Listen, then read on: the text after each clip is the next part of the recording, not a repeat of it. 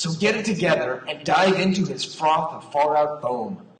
Long ago, in a galaxy far, far away, the Star Wars saga began, and Kenner continues the excitement. Star Wars figures. The Empire Strikes Back turn of the Jedi. Welcome to the Star Wars Collector's Archive podcast. It's the Chive Cast. Newest news on the oldest toys, from bubble bath to belt buckles, from 12 packs to 2 packs. New boss, alien bounty hunter. From the Star Wars collection. Watch out, Black Vader! We bring the world of vintage Star Wars memorabilia alive with informative features and personal collecting stories. Offer expires December 31st, 1979. And R2-D2 with stethoscope. The Supreme Master, the Emperor. Brought to you by the Star Wars Collector's Archive. The SWCA.com. With your hosts, Skye Payne, Steven Chewbacca, and Stephen B. Denley. I've got you now, Ben Kenobi! Star Wars Early Bird Certificate Package. New from Kenner. Kenner's Star Wars action figures, each sold separately. It's part 2 of our Celebration 6 coverage, where Skye and Steve talk about the archive party and Skye's haircut. The sound quality is a bit rough, and most of the room sale audio was lost, but it's a great show with a market watch from the show floor, Jawa proof talk with Jason, Andy talks about discovering and buying on the same day, and Steve unveils a new nugget from his very own collection, and even lets us know his real middle name. To pronounce it correctly, I would have to pull out your tongue. Wampa Wampa, we're back, Steve. Yes, we are. Still alive. Still alive, barely hanging on. We're in the somewhat desolate Social area. Social area. It's social. I mean, we could literally have like a 20-minute conversation with everybody in the audience and still have 10 minutes left. I think so. It's very social. But yeah, no, it's fun. This is like the second half. So when did we first record, Steve? I can't even remember. That was Thursday afternoon? Right, Thursday afternoon. So basically nothing had happened. Not yet. And then everything happened. And then now we're having this episode. Yep. And well, it's the second half, right? So we're Yeah. gonna put in all that cool, the room sales, all the crazy Jawa proofs and stuff, Yep. which we might talk to Jason about later if he's willing to. He's in the audience. Hi, this is Skye, just gonna jump in here already. So it turns out something went wrong with the recording thing during the room sales, so we hardly got any of the audio we thought we were recording. I'll put it on at the end, right before feedback, but if you're wondering where that went, well, so are we. My theory is that the Star Tots are magnetic, and that they erased my iPod. Yeah, that's my theory. So let's get back to the show. Yes, he is. And then now we're here. I kind of had a late night, Steve. You had a very late night. I mean, I'm known for my temperance and my restraint in general, but when our friend Ollie from France brought you that pastis, Yep, we figured we had to crack it open last night. that was that's a troublesome drink for me. So Yeah. I wound up asking all these 501 troopers, like, what do you guys talk about?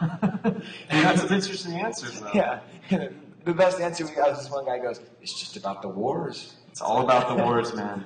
And I like that answer, Yeah. So that's been everything. So we're just going to cover all that now. Hopefully we're going to have some guests, some people showing up and talking. If not, we'll just turn the microphone on our parsimonious audience Yes. here. But Steve, where should we start? Because I'm not hungover, I'm just tired.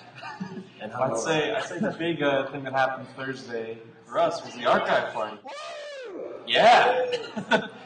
I was pretending like that was someone from the audience. That was actually just me. Steve, the archive party happened, and it was, I had expectations. Most of them were bad, because I'm a pessimist at heart. But it definitely went beyond, even if I had good expectations, it went beyond those. Even though we lost a ceiling panel at one point, we didn't have change for any of the games. Yeah. A lot of things that definitely had me running around like a headless chicken. But, like before the show would start, I would just start like doing these laps. I would start at the podium, and then I would walk around like 3 tables, and then walk back to the podium. We'd run into each other. Like, what's going on? I'd pick up a Sharpie, and then I'd put it down, and then walk around and pick it up again. But Yeah, I don't think I've been that nervous for anything since I had to defend my thesis. No, that's a big deal. For me, it was like running the old haunted houses we used to do. By the end, you were completely tired, but you knew you made a lot of people happy. So. Yeah. And so the crazy thing about the parties, first of all, how much money did we raise for the manatee? Overall, or are we going first? Overall. Overall, $3,000. So we raised that's the actual audience, except for that. Right. So we raised $2,000 for the manatee. Yep. I even had, I forget his name. I think it was Campbell he's from the Orlando area. Okay. And he said, we really appreciate that you actually are supporting a local charity. So it couldn't have worked out better in that sense. And it was a really great party. He had a name tag, which was helpful. Oh, good. I had this idea, Steve, for a new society. Okay. Okay, that's a bad way to start a sentence. We're going on a tangent here, guys. A lot of historical things have ended that way. But what if it was that the only polite thing to do when you meet somebody is say your name as you leave? So normally you have to do that thing like, business guys do where they shake your hand and they say, and then as they leave they say, thank you so much for talking to me, Skye. And it feels a little bit awkward. What if the way you said goodbye was like, I'm Skye, how's it going? Nice to meet you, Steve. Anyways, I'm going to catch you later, Skye. It's not like a sign-off. Wouldn't that be a good idea? Yeah, it could work at least. Because I'm terrible with remembering names. If I had that little reminder every time I ended a conversation. And I'm not good at remembering names, and I'm hanging out with Tommy, and he's even worse than I am. So, anyways, but Campbell had a name tag, so that's why I remembered it. Good deal. So looping around. Yes. Getting back on. We got an hour here, but we're doing all right. Yeah, the more diversions I have, the better. Steve. Yes. Yeah. But no, the best thing was the amount of money raised at the party itself. Yeah, so we took in cash. Now, most people didn't think that we could charge money to play the ridiculous games that we came up with. Yep. So we had the rocket-firing Boba Fett, which was manned by Sean Kemple. Sean Kemple, and it was designed by John Peck. Yep. And you'd shoot a repro rocket-firing Fett. You'd shoot the little rocket into a Sarlacc pit. Or, as I saw a photo evidence of, you tried to take out the B-Wing pilot and skip Oh, yeah. So. There's also a B-Wing pilot skip guard. When I played it, I just went for that. I'm always so jealous of how you steal the limelight from me. But then there was the headman, him, the shield, and the headman. That went over really well. It went over well, but only because of Yehuda. Yeah, Yehuda really took the Carney role and just ran with it. He loved it. Yehuda's the kind of name where you think it means something in another language. Right. And I think it means the carnival barker in some other language because he was unbelievable. Yeah, no, he did really great. And then the Pinata, which we had Will Grief on, and he was jam-packed. Yeah, I couldn't believe it. We had all these cool bootlegs donated by, I think, a couple of the people here. Yeah? Right? Yeah, Mexican Chewy, and Andy donated and everything, and so it was. People really got a kick out of that. Yeah, every couple minutes there'd just be a big rush of oohs and ahs from that end of the room. I'm like, what's going on over there? I hope no one's hurt. Yeah, I feel like I saw nothing, and then finally we raised money through raffles. Right. And so you have to imagine me. I had to take a whole afternoon of the convention off just to do bookkeeping to figure out how I have to pay the caterers and how I have to. What money goes to the manatee and all that stuff. And so I was counting the cash from all these games. And as I counted it up, I counted $700 and I put it to the side. I was pretty happy. And then I counted up the rest of the kind of bigger bills, and that wound up being another $400. And then I started counting the ones. And I got to 38. And if you're doing the math at home, maybe you figured this out. I didn't figure it out at this point. So I was like, all right, that's 700 plus 400. I thought for a second. It's 1,100. And that's $38. $1,138 precisely. Yeah, when you called me, it took me a second. Like, wait, what? I don't know how. It's just one of those crazy things. Yeah, It's very fortuitous. The main question that we were asked was, "Are you guys going to do this again?"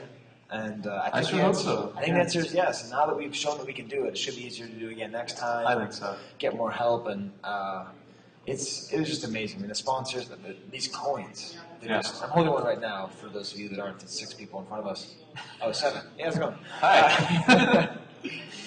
They just came out so well, and the card backs, it's joy beyond my wildest imagination. But of course, the party ended most raucously. The very beginning of this whole thing, the first time, I think, for those of you who go back and listen to our shows from the beginning, please like send us an email the first time we talked about the party. Yeah. Because I'm pretty sure the first thing we said was C-3PO's eating contest. That's right. Yeah, that was the thing that started it all. And it was a terrible idea then. It's a terrible idea now, but it wound up being quite amazing. The hit of the night. Yeah. The hit of the night. I made the sign-up sheet. I'll hopefully include a scan of that in the show notes. Yep, you kept that. Yeah. Oh, good. Oh, yeah, I kept that. And I wrote your name in for you. Yes. For the first hour or so, I was the only one on the list. I thought it was just going to be a sacrifice in front of the masses, which I was happy to do. But luckily, we got a few other people to sign up. Yeah, I had this image of me like carrying his body out of the party, like when Batman carries out Robin when he's dead. Right? Right? Remember that image? You know, look, you killed my boy. So he was the only one signed up. Hey, we got one. Yeah, we're coming in. All right. Awesome. And so we had like 5 people in the end signed up. Yep. And the crazy thing was, Steve, they were all somehow related to me. Yes. You had a stake in all of us. I had a stake. I wanted every one of you to win. There was you, my co-host. There was Tommy and Jeff Carell, who were my roommates. Trevor, the tweeter duder. And then there was Brad P., who's my fellow Chewbacca collector. Yep. So I couldn't quite tell. And the only way we got these other people to go in was we added this extra prize, which was the C-3PO standee. Yeah, now that's a good incentive. Yep, that made the incentive. It was funny because Gus and I were trying to figure out, what's the prize going to be? Yeah.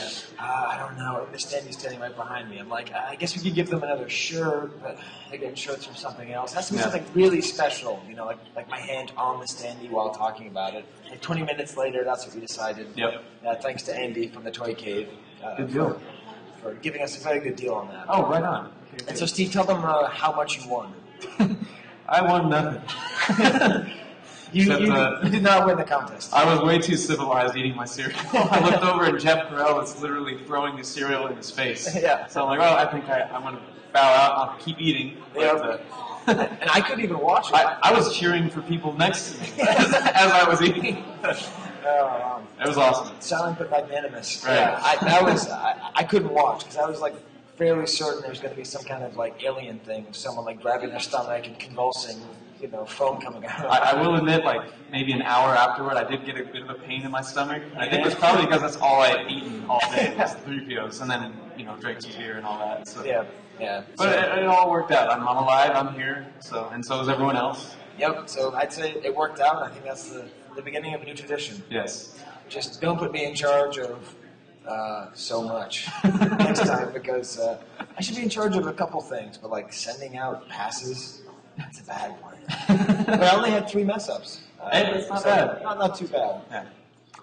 All right. So what's next on the docket? Wait, is there anything that we forgot about the party that the audience wants to say about the party? Yeah, we mentioned the piano, though we did not mention the panel breaking. Someone hit it with such force, with such wild passion, that it jumped up and broke down one of the roof panels. Yeah. And we were afraid we were going to do it. But Steve actually already brought up the next picture. Yes. Which was the next thing that I did, which is the second most nervous I've been since my thesis. You were definitely shaking a bit. So, for those of you who can't see the picture on the podcast here, I had this idea, a couple years ago I did that video where I donated my hair to Locks of Love. And I thought, well, I'm a Chewbacca collector, and wouldn't that be funny to like show all my stuff and say, oh, I'm so kooky, and I kind of hand it up for the camera. And I thought it'd be a good charity, I have a pretty good family friend whose kid got cancer. And I just, what can you do but anything? And so that was my minimal thing that I did. And it got some good response. It was on the official Star Wars blog. My hair was getting long again, and my wife was like, you gotta trim it, it's all dead at the ends. Isn't all hair dead? But anyways. And so I thought about it, and then I always have to make it a big deal when I get a haircut. So I started emailing Angie Mayhew, who's Peter Mayhew's wife. And I know that they have a bunch of foundations, and they do things for lots of charities, and I thought, what would be a better way of publicizing a haircut than having Chewbacca himself cut your hair? No. And so I emailed him once and didn't get a response, and again, and didn't get anything. And then about a week before celebration, I got a response from Angie Mayhew saying, Peter would love to do it, come by and meet. And so the second that happened, I was so nervous. I mean, I was so nervous because if it didn't happen, it would have been one of the most disappointing moments of my life, Yeah. Because I don't know if it was a dream, but once I had the idea, it was like I had always wanted to do that, Yeah. So he said he would. How would you describe the event, Steve? Because I was like in a fugue. I think, yeah, I'm surprised you can actually recall this much of it so far. I see the picture Steve put up, and I don't remember looking that uncomfortable. I thought I was having a great time. I thought I was smiling. You were smiling even when your hair was really getting pulled and cut off. It looked very painful, but you kept a smile on your face the whole time. Yeah, I tried my best. Well, the cool thing is Brian Stillman, the guy, and his assistant Carl Tate. I have to mention him because he helps out a ton. Yes. They're making the Plastic Galaxy movie. Right. And so I thought, well, he's got a good camera. Why doesn't he film it? So the video won't come out for a while because he has all this HD and I'm all mic'd up and it's all professional. But it looked like it was going to turn out great just from what I was seeing. So yeah, so it's going to be better than this little picture that you see here. But I do love this. I was in charge of holding the light for Brian's camera, so right before that, I just snapped this one picture, and to me, it looks like a painting of some kind. It really does. It looks like I'm like being baptized or something. Yeah, there's some kind of ceremony going on. I'm not sure, but it was a good call going with the Death Star set. Yeah, it wound up being a Death Star set because it was for another charity event. And the only thing is, Steve, I learned something about cutting hair. You want to use hair cutting scissors. It turns out there are scissors made for hair cutting. They aren't the same scissors you've been using to cut up stickers all day. So for Mr. Mayhew, I was working on he was like yanking my hair. He was like, these scissors are good for nothing. I felt so bad, you know. Cause he's not that comfortable, you know, being in front of all these lights and all these pictures. And he's got these huge hands and these tiny scissors. His wife wound up helping, his assistant wound up helping, but at the end of the day, Steve, I got my hair cut. You did? By Chewbacca. Chewbacca. Yeah.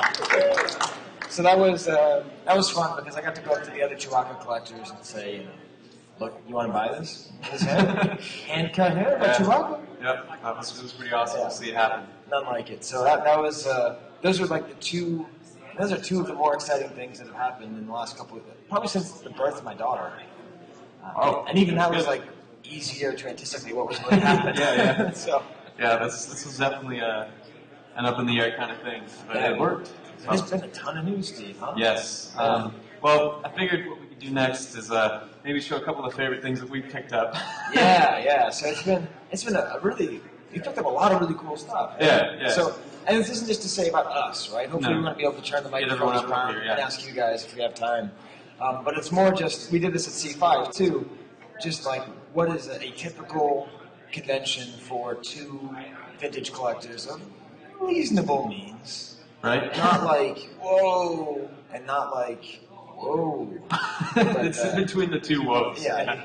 I think I may have lost my way in words, Steve. Now this picture, you'll see. We'll put it on the show. But Skye picked up these really great French masks, and this I'm going to call it Mount Chewmore, I guess. Yes. So if you use the unenhanced version or whatever, Todd Chamberlain from the Toy Chamber, toychamber.com, or is it thetoychamber.com? Anybody? I think it's just Toy Chamber. Toychamber.com. Yeah. Every once in a while, he has everything. He's the guy, you always got to go there first, because he has the craziest, if you're a focus collector especially, you got to go to him, because he'll just find stuff you've never heard of or ever seen. Yep. So he was like, oh, Skye, I got some masks, if you're interested. And I'd never seen them before, never heard of them. And there's two French ones from the Star Wars era, and one Mexican from Empire Strikes Back. And that's the really pale one. Okay, that's the I like him because it really looks like those are pupils. He's like really excited. Yeah. You know? So those are just great because eventually, when I get more space, I'll be able to display all the masks. I mean, they're so different. They're all licensed. You know, they're all licensed by different official makers of toys. Yeah. Well, they turned out good, and the picture's great. Yeah. And then I guess this kind of ties into another event that happened on Friday. There was the first swap meet. Yeah, there's a swap meet right here in this room. What did you think of this, Steve, honestly? It was, obviously very popular. There's a ton of people in here. Yep. But, it's interesting because it was supposed to kind of combine with the collector's social, which is more of a relaxed hangout, kind of, hey, how are you? I'm so-and-so. Right. What do you collect? And then there was just the madness of a room sale all combined into one thing. Right. So you had a bunch of collectors that I had never met before or seen before with a bunch of stuff, and then you'd see someone here or there you might know, and it was kind of chaotic, but I mean, at least it drew people in. That's all I can say. Yeah, like it was called a swap meet. That was called like a, I don't know, like a trade meet. Like they traded the sort of intimacy and conversation for more people and more inclusion. So yeah, I would say like in a lot of ways, like our party wound up being the social. The social, yeah. You had to pay for it, but not much considering what you got. Yeah. Cheap bastards. But no, that was our fault for pricing. No, we priced it just right, Steve, because we sold out exactly 200 tickets. We wound up allowing more people. But while we were walking through the con, Steve's the great B-Wing pilot collector. He hates it when I say this, but he's, of course, the #1 B-Wing pilot collector on planet Earth. There's no even competition. You know what I'm saying? Probably not. It's like you're the #1 Stephen B. Danley in your house. You know what I mean? Like, that's how much you're the #1 B-Wing collector. But Hamilton came out with these plates. Like when you watch TV and they're like, we're proud to present to you these limited edition plates. They're guaranteed to be worth $3,000 in 5 years. Like on the Home Shopping Network. Yeah, Home Shopping Network. Yeah. And so there's one that's just the B-Wing. Yep. And so we saw it at the what do we call it? There's a couple different monikers. Yeah. There's a seller who we call the Cat Lady, the Crow Lady, the Crazy Lady, and the Pterodactyl. And the Pterodactyl. But she had these plates for sale, and Steve, what did you say about it? Well, I saw that they were $25, but they had the image from the B-Wing pilot card art, which I have, and so I saw that it's the exact same image, and I was tempted, and I saw they were made in 1995, and that they had a lot of numbers on them, like it was number 1941 of however many. Like 20,000. Yeah, something like that. And I ended up passing in the dealer hall. Yep. Much to my chagrin. Yeah, you were not happy. Like as a Chewbacca collector, I'm exhausted by all the stuff that's out there. Yeah, Steve sees one thing. He's like, it's exactly what I collect, but So at the swap meet, there's a lady who had all these out there. And actually, Jared helped me talk her down because I felt bad, like trying to talk someone down. So he found it. And he was texting you. I'm like, wait, Jared, wait. And so we went, and he was able to get her down to $10. And awesome. Her response was great. She's like, the B-Wing. No one ever asks for the B-Wing. So I think we could have got it for $5. Maybe. Like her giving us $5. Right. But so that was a very meaningful gift. And see, you are going to eat off it, aren't you? If that's cool with you, I think you have your Emperor mug. I might have to eat snacks off the B-Wing plate. That's it. I mean, that's part of what the party was about. What I'd like it to be in the future, too, is really having fun using vintage stuff. Yeah. Because it's only worth what it's worth. Yeah. And if it's worth more to you to use it, then why not destroy its value to have it actually be of use, Who knows, maybe this will actually increase Audience, value. was that just too Sky dribble, or was that cohesive? Brock? I think it's lead paint. So. Ooh, good call, Tommy. He just mentioned that we have lead paint on this thing. I'll wrap it in plastic, and then I'll right. Or you can laminate it. Yeah, I can laminate it. That would work too. But I guess anything else before we hit the market? No, it sounds good. I think so.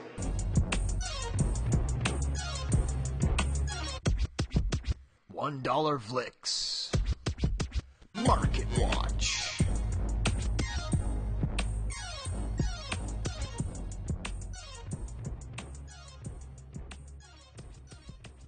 The Market Watch is going to be in two. We're going to sort of let you do the work for the normal Market Watch. Right. Our amazing Market Watchers, Fratastic Pete. Yep. That's his official nickname. Fratastic. Yeah, it was his original frat name back in the day. Yeah, he's called Fratastic. And Brisbane Michael. Which I love that he actually called himself on the blog. That's his name. That's his name? He calls himself Brisbane? Yeah, Brisbane. Excellent. Yeah. But luckily now they've made a dual Market Watch with 2 columns for the general stuff, and the figure of the month looks great. And so you can go there and you can see what's happened in the last month, but we're going to have a different kind of Market Watch because we're actually at the convention. Right. And so on Thursday I said to Steve, let's just keep our eyes out. Let's just pretend that we're a vintage collector who has $1,000. Okay? So say you don't buy a nice TV. right? Say you just decided that you love our figure of the week more than anything. Anything. The Death Star Droid. Yes. Even though Steve doesn't like it. We all know we're tastemakers, Steve. That's right. I mean, every time you do an episode, you tend to really love the figure by the end. Yeah. So if you had $1,000, just say for instance, what could you walk out of from Celebration without haggling, without trades, without people thinking you're cool and giving you a good deal, which does happen if you're cool. It happens more for Steve than it does for me. So this is what we wound up finding on the floor. And so Steve, did you have all the pictures with you? Yeah. These are. Man, I had. What have you been up to, man? You've been working. I'm working today. That's why I didn't get here till 1 o'clock. So. But yeah, because today I'm the MC of the collecting track, so I had to run off and do this. So I've been telling people to have their babies shut up. That's basically been my job for all day. That's sad. You think you wouldn't have to say it, but you know. All right. So what did we find just on the dealer floor? On the dealer floor. Okay. So at one booth we had a couple of carded Death Star droids. There was a 21 back Star Wars offerless that was marked at $275, and then in the same booth there was a Jedi 48 back with a num offer that was $60. And I get the sense that from how we were talking, we probably could have got the Death Star droid for easily $50. Probably. And maybe could have got the offerless down. But it's a pretty nice looking 21 back. Yeah. As far as like a Star Wars card, not too much. Nice, clean figure. Yeah, and what's great is for comparison, Michael did actually find the same figure online that sold. And that one sold for, let's see, 21 back offerless. That one sold for $192, so it's a little bit less on eBay. But right. Yeah, so there's your comparison. A lot less. Huh? Yeah, a lot less. Yeah. Okay. And then we got a couple more things like that. This was another eBay one that was a U90 for $210. Yet here at the convention there was one with a nice advertisement with an arrow AFA graded, a U85 that was for $100. So I guess that's a big jump for the 5 points there. But this is something, and you guys know more about AFA than we do. That's cool. But like, I believe Death Star Droid is the hardest figure to find in good condition because of the black paint. The black and metallic paint. Yeah. So I think that from what I know, it's really hard to get Death Star droids on beater cards because so many people want the AFA U90. That's of one of the holy grails of the U-grader collectors. Yeah. Because you just can't find it in good condition. Yeah. And it's funny, actually, I meant to mention this. Michael made a note that for the one that he found, the seller actually mentioned in the auction, please consider this piece instead of buying a carded figure to open. He was like, it was a total switch over. It's like, for any you collectors, consider this and save a carded figure. Yeah, but he already See, I don't know if it's him trying to redeem himself or just trying to get people to buy his figure. I don't know. Yeah, that's pretty crazy. It was interesting to read that in the auction, but anyway, let's see. It would be like if you had like ads at McDonald's, you know, like as you leave, saying like, "Make a healthy choice next time. Yes. Eat somewhere else." Right. But yeah, a couple other things that were at the dealer hall. We don't have pictures of them yet, but we got a 20 back Palatoy card back that was for $20. So that's pretty sweet. It's really rare to find Palatoy card backs who's in good condition. And it was funny because I was asking the guy who was selling it, it was Graham, I think. Yeah, it's Graham. Okay. And like I had to keep telling him, like, I really don't want to buy it. Pretend like you have no idea who I am and just what's your price. But I think he thought, like, so he's really trying to figure it out. Yeah, yeah. It's this kind of funny thing, like, how much is that thing I'm not going to buy? Right. Yeah. And then also there was I don't have a picture of this. There's a 21B AFA 85 for $650, and that was I don't know that hadn't sold. It was just in a display case. Right. That was over at Jordan's booth. Yeah, that's right. That was at Jordan's booth. So he tends to sell at a slight premium because he has a lot higher graded stuff. Right. And he has a lot of people who don't mind spending that kind of money. True. Which helps. And then we also have the Star Tot, which I think at this point is still priceless. Has that one come out yet? The Death Star Droid Star Tot? No. Right now. Really? Awesome. What if that was intentional? It could be. Does anyone know? Have any sold on eBay yet? Do we know what the Star Tots are going for as of Saturday? 25 to 30? 25 to 30 apiece? And two have sold as high as 45. Wow. That's crazy. Full set. Okay, that's before it can actually exist. Right. Well, that's cool. Cool.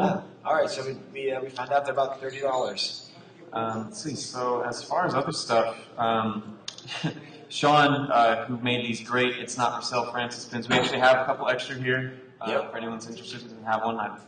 It's one of the most exciting pins that I've seen. It's just like it's in the Kenner font. It's that excellent moment that I think we've all had. So yeah, it's pretty awesome. We happen to. I don't know if we should do trivia. Okay, what is Steve's real middle name? Brock, do you even know? Yeah, I don't know what it's like Beschurderfurgen. It's close, man. You're on the right track. What is it? Bragi. So you get a pin, Steve. Anyways, yeah, there have been so many great giveaway pins, and the fact that we inspired a pin, that's. Yeah, I guess just reminded me. We don't have a picture of it, but there was another inspired pin from Johan about the Asian security guard. Yeah, do I have that here? Yeah, we'll have to post a picture of that. Yeah. He made those very, very limitedly, and I can't even see. I'm super covered. Oh yeah, here it is. You got it? Yep. So he made a white Bespin guard, but he knew that we were going to complain about calling it the white Bespin guard. Yep. So he calls it a C6 KISS ASSIAN guard, and it reads. Bespin guards always listen to Skye and Steve's great SWCA podcast, the Chive Cast. Wampa Wampa. And then he even made fun of the way I pronounced 3 crowns in German. He writes, Tre Krona. So we've been having fun with the folks from Sweden. Yes, they are an interesting bunch. Yep. And they make lots of cool stuff. Yeah, so a ton of it. Yeah. And then just as a reminder, we do have a few more of the collector coins. I guess we could do an unloved item of the month.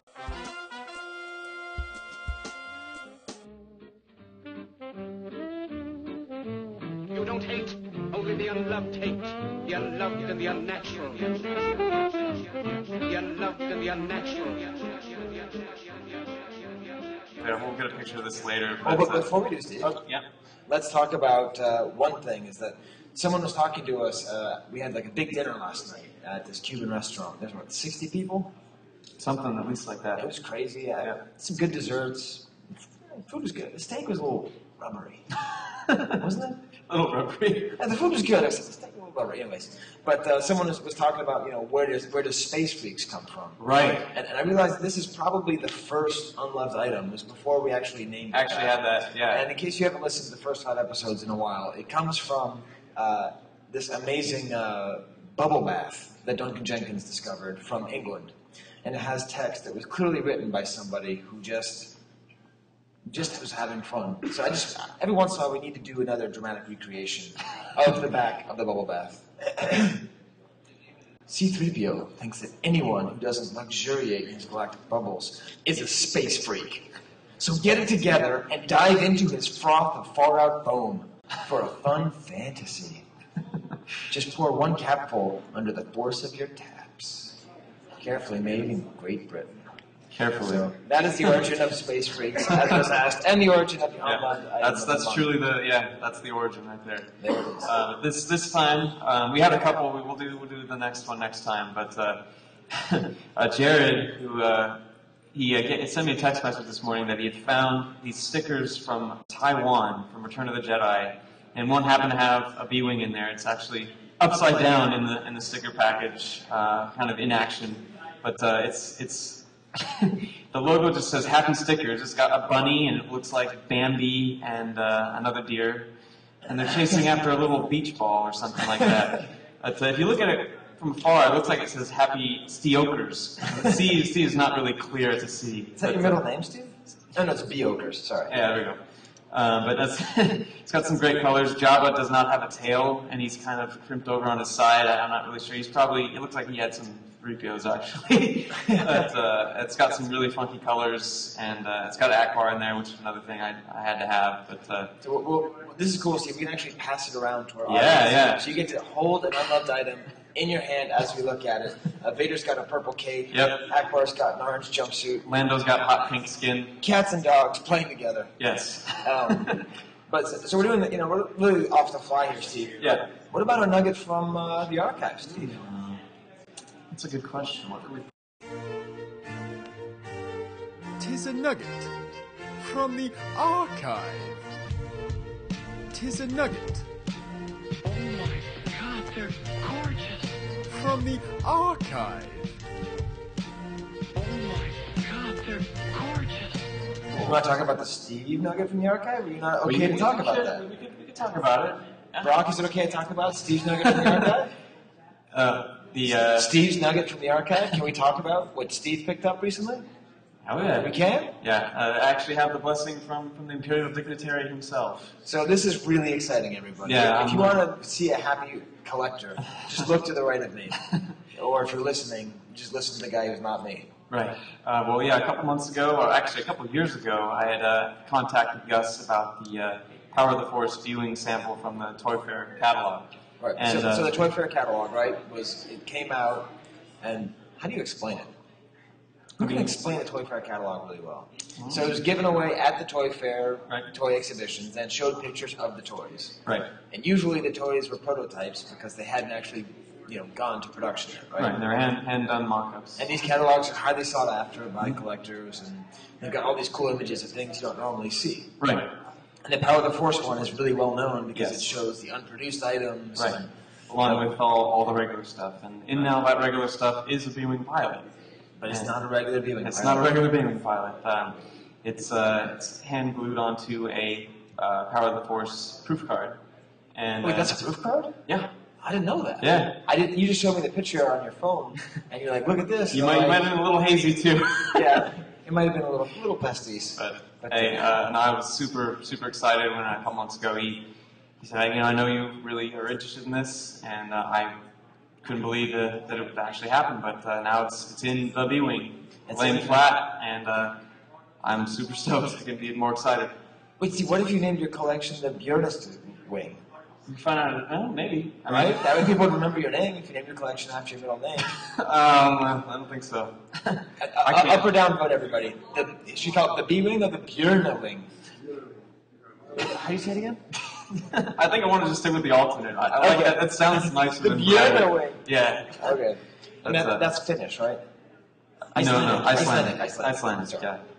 I apologize to all the Scandinavians. Hey, we got to hit that Nordic panel. It's the last one. Yeah. I'll be there. I'm actually going to be on an airplane, Steve. Ah, you are. That's right. This is the first one I've ever had to leave early, but I teach on Monday, and the one thing you can't do as a college professor is miss the first day, because it's when you hand out syllabi, that's when your students get to know you. I'm in charge of this freshman orientation class, so they'll show up and be like, great. You deal with all the troublemakers. Nobody cares about me. I got to go home to mommy. So I wound up having to change my ticket. Well, I will report on it for you. Awesome. Sounds good. So what should we do now, Steve? Should we turn the microphones around? If we got time, how much time we got? 25 minutes. Awesome. All right, so who would like to talk about something cool or interesting they picked up or they saw at the convention?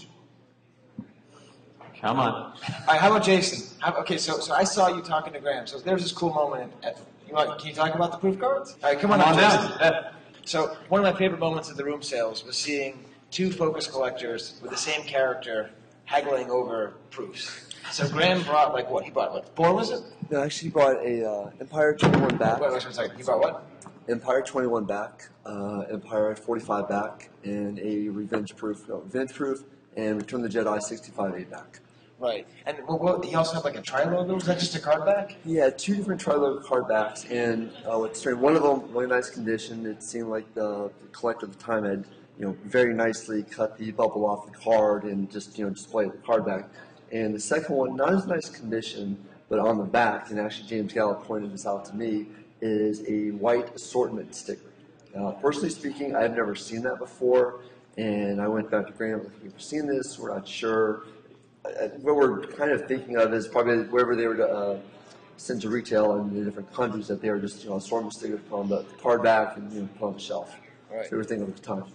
So then, how did you feel seeing all those? Did you have any of those? Did you have none of those? What was it like? To be honest, very, very giddy. Yeah. I mean, basically, I've owned some of those before, but in circumstances, sold them, and of course, I wanted them back. Personally speaking, I would have just loved to, take a big wad of cash and throw it down and walk away with them. Unfortunately, it did not work out that way. Right. Yeah, it was cool. Like there was even a Chewie thing I didn't have, but I didn't have any cash. But another Chewbacca collector got it, so that's good. But so did you wind up walking away with any? Yes, I actually walked away with the Revenge Proof and the Return of the Jedi. The Empire Strikes Back 21 back and the 45 back went to Jeff from Jeff's Museum. All right. Went to his massive collection, kind of somewhere in there. And the Return of the Jedi, I'm not sure if he Graham sold that or not. Right. Yeah, that was a nice piece, but I think people are starting used to the new high prices for Return of the Jedi proofs. Is that right? Yes, Derek? Yeah. All right, well, cool. Thanks, Jason. Yeah, thanks, Jason. Thank you very much. Okay, so Andy's bringing up the point here that there was talk about Chewbacca's family being at Celebration. And now, of course, Chewbacca and his wife cut my hair. The real Chewbacca's family. So there are in existence mock-up toys that never made it to production from the holiday special, and they're of Chewbacca, Lumpy, Itchy, and Mala, which are three of the most underrated characters in the Star Wars universe. But anyways, and these are just beautiful, and they belong to a very well-known couple who has an amazing collection of prototypes, and so there's this young-looking dude, and he just had them. And actually, if you went to the prop panel today, they actually talked to him because he made a massive find of all of the kooky outfits from the holiday special. Really? So whenever the perverted old Wookiee is staring at the dancers, he has those dancers, and whenever the perverted young Wookiee is watching the little carnival guys, he has those things. He has Art Carney's clothes. Huh. He has not B. Arthur. Whoever was doing the cooking. Who did the cooking show? Harvey Korman. That's right. Yep. So he had all of these real items, and as far as anyone could tell, they were real. But then he also said he had these prototype of Chewbacca's family. I never even actually got to look at them. I talked around, and people who seem to know seem to think it was unlikely. Right. But it's one of those stranger things have happened kind of things. Well, it's like last time there was that crazy display that the random guy in the audience That's brought. right. That's what it kind of reminded me of. I didn't know what happened, but... What do you mean you don't know what happened? Well, I mean, I'm talking about the Chewbaccas this time. Okay. We can't with the show, Steve. No. Talk about the Chewbaccas this go around. We got a few of us to do it, Hi, I'm Andy Anderson. Hi, Andy Anderson. Wampa, Andy. Wampa. So I arrived Wednesday about noon. Had a little too much to drink. Went to the room, slept it off, woke up again before round 2. Joe knocks on the door, Joe Iglesias, as you all know, the bootleg king. That's right. And showed me something I'd never seen before, the Resonators. And if you haven't heard of a Resonator, apparently they were late 80s, early 90s bootleg resin, poor quality figures, and it had the Java Dancer, the rather large one, Gargan. And so apparently this line included all the unproduced figures like Slave Leia, Ceremonial Luke, Gargan, is that her name? Yeah. Interesting. Uncle Owen. Help me out, Trevor. I thought it was a Y-Wing pilot. B-Wing. Oh. Is it B-Wing pilot? Oh, yeah. All right. Going to the... it's not vintage. I don't want it. So I had to pick up the Gargan. Never even heard of it before. Had to have it, so I got it. And then at the room sales, I'm sitting there, and I hear the word Resonator. And I look up, and David Gall has a box full of Resonators. And one of them is carded. And I had a real cool header card. It says Resonator with a little space scene. So I got the Uncle Owen to go along with the Gargan. So something I never knew existed, never heard of before. I got 2 of them within 2 days. And so it's kind of a cool find, I like bootlegs. So pretty neat. Awesome. Yeah. Yeah, that's one of my favorite things about Celebration, because there's so much information you just get pelted with. Yeah. And that happened a lot, where you'd be like, I've never heard of that before. Yes, I would like one. I now have one. May I have another? I should probably complete the set. So, you start... that happened with Ron's great bootleg panel from a couple years ago. He showed the belt that says, "Let the Force be with you." Oh, right. And the second I saw it, I'm crazy about language. Actually, someone asked me at the party, why do you always talk about language? But I saw the "Let the Force Be With You" belt buckle, and I was like, that is absolutely, I have to get that. Right on. And about 8 hours later, I was at Todd Chamberlain's booth, and I was panning through and got one for $20. Excellent. That was just great. I also love the idea that you have Gargan and Uncle Owen. I mean, presumably it gets cold, real cold out on the Junlin wastes. You know, we don't know what happens after hours. You know, I'm just saying. If anyone wants to do like a little spin-off story, you know, like after on Peru, you know, maybe it's attacked by some raiders or whatever. Have to get big more on that. Oh Yeah. man. Yeah. It could be like a total Bickmore comic book style thing, you know? The remarriage of Uncle Owen. Luke comes home. He's all like, do I call you Mom? Now is as good of a time as any to integrate the room sale audio. So take a listen. Unfortunately, like I said, a lot of it got erased. I don't know why, but I'm still thinking the Star Tots are magnetic. So it's probably Chris Jorbulius' fault. All right, so I'm in my room here. It's a little bit past midnight. I'm here with Jeff Carell. We're getting ready to go down to the room sales. I'm packing up my stuff.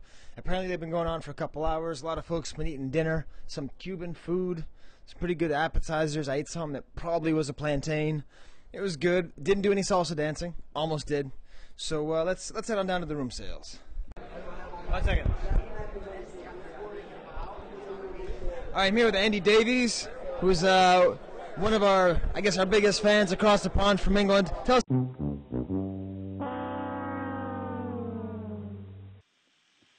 Sorry, Andy. I don't know why that got cut off, but we're really hoping to hear from you.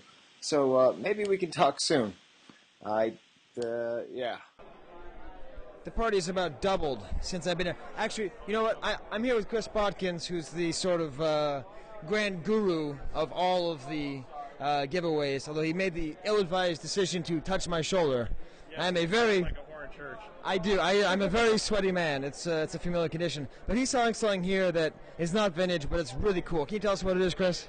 It's uncut proof sheets. It's got four up, I guess, is what I'd say, of the VHS packaging for the last VHS release from the Star Wars movies. It's got marked changes.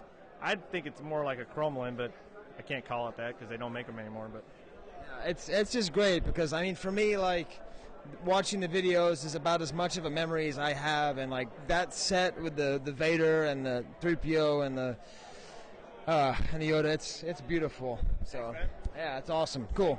Steve, make sure you get a picture of that. You see that? I was all like, you're the audio, you're the visual, I'll be the audio. All right, walking around. So we got some stuffed R2-D2s. We got some mannequins. We got some Duncan Jenkins. He's selling the Star Wars issue. Some Chef Boyardee. Oh, a nice Star Wars by Clark's bag. So it's a bag for shoes. I feel like Huell Hauser. Center button? Yep. Okay. All right, I'm mending my half-assed booth. I'm going to pass the microphone off to Stephen B.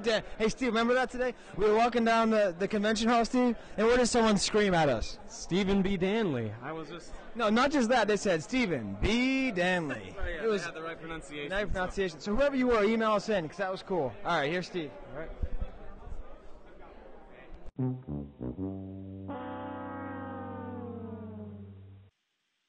Who knows what Steve recorded?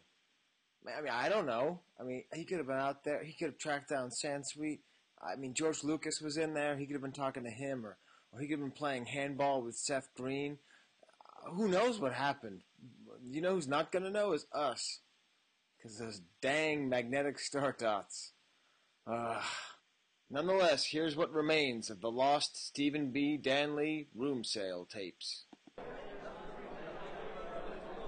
So our favorite suite has quite a nice setup. We've got some proof cards, some artwork for the Power of the Force logo, and some other random stuff which I'm not quite sure what it is, but I'll have to ask him here. So we have a piece of art here, and I'm curious what this is. It looks like Leia. Well, this is a fan magazine from Sweden from 1987 in all hand-drawn Xerox magazine kind of thing. It was this guy was a big fan and made a fan sign, and he wrote everything and he drew everything. Oh, it's awesome. Looks like something you'd see in like a college town that they would put out, like a college newspaper. Exactly like one of those staple, machine-ridden, all kind of thing. It's amazing. And what would be the value of something like this? Well, I'm only aware of like 10 of these, and this number is the only duplicate I've ever seen. So this is the only one. Priceless. Priceless. But you can't take much from it, so it's difficult. Excellent. Now down here at the Bickmore Suite, he's got some pretty crazy, cool Japanese stuff. What's this this little like weird ticket-looking thing with Vader on it?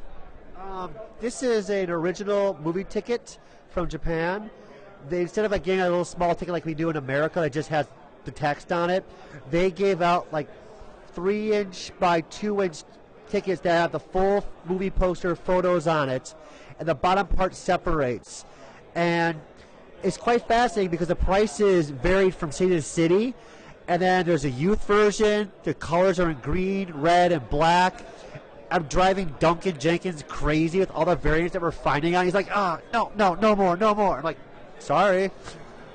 But, and then they did for all the tickets, all the movies out there, and they still make these tickets to this day, which is just makes them really collectible. That's awesome, thank you. And you're also selling some Rosen Center carpet. How much is that? The Rosen Center carpet has its own tag, priced out at $10. If you wish to purchase, I'll cut out a little sliver of it for you. We'll work it out. All right, sounds good.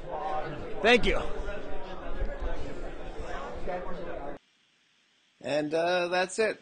So let's get back to our live, recorded in front of a studio audience, Chive Cast Vintage Pod, Celebration 6, Part 2. You're just in a daze. Yeah, no, it's been pretty exciting. I'd say the start talks have been well received. It seems like it, yeah. The crowd has been more polite than they were in the past. Really? Yeah, That's good. They don't get up, halfway through and try and get stuff. Trying to get their stuff. Yeah. You hear a little bit less of like, oh, I had to sit through this terrible thing. Oh my God, I almost learned something. Oh, these guys are jerks. But, awesome. Well, I think it's okay. Let's Steve. This is going to make most of our audience very happy. Okay. Do you know what the baseball update is? Oh. There's no baseball update. Nothing. We don't have internet here. No. I haven't looked at the scores in like 5 days. Me neither. Long live celebration, space freaks. You don't have to hear us talk about baseball. Never. Ever. At all. Not even cricket. Not even cricket. No. All right. So let's. How about this? How about I say wampa wampa, they say wampa wampa, you say adios, they say adios. That'd be cool, right? All right. Sounds good. All right. Wampa wampa. Wampa wampa. Adios. Adios. This podcast is not endorsed by Lucasfilm Limited, Hasbro Toys, or 20th Century Fox, and is intended for entertainment and information purposes only. The official Star Wars site can be found at www.starwars.com. The official Hasbro site can be found at www.hasbro.com.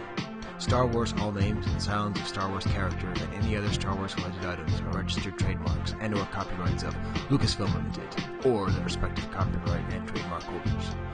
All original content of this podcast is the intellectual property of the Star Wars Collectors Archive, unless otherwise indicated.